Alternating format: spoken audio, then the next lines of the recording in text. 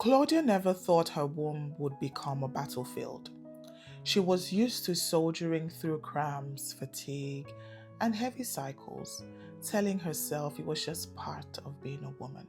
But when the doctor sat across from her with eyes heavy and a voice very careful, she knew that something was wrong. Fibroids.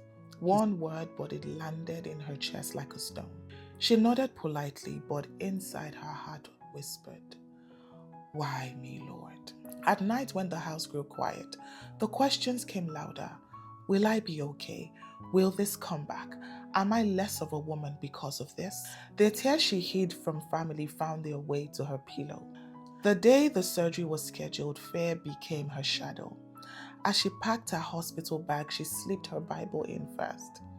Almost instinctively, like armor, she underlined Psalm 34, verse 18. The Lord is close to the brokenhearted and save those who are crushed in spirit. She whispered it again and again, steadying her breath, as if those words would carry her across the operating table.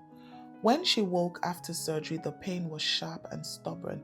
Every movement was a reminder that her body was in repair.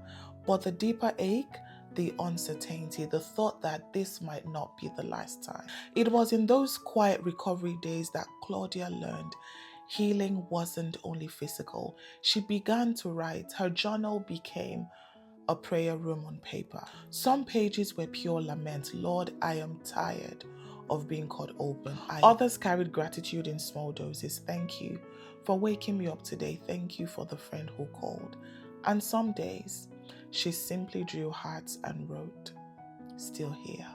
From her psychologist's guidance, Claudia practiced gentleness with herself. No more rushing the process or shaming herself for feeling weak. She began to notice how her mind wanted to spiral into what if. So she learned to anchor herself in what is.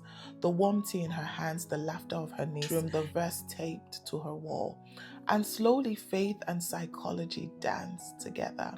Breathing exercises became paired with whispered prayers. Inhale peace, exhale fear.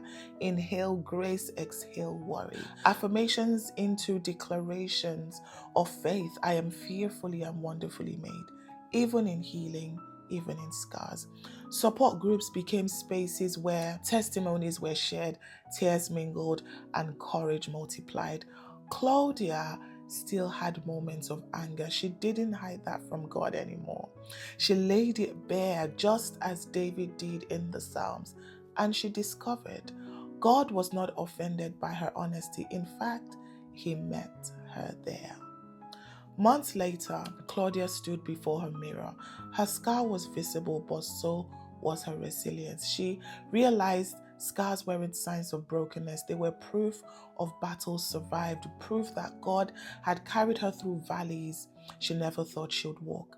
And though she didn't know if another surgery was in her future, she knew this. She would never face it alone. She had tools for her mind, promises for her spirit, and a God who held both body and soul tenderly.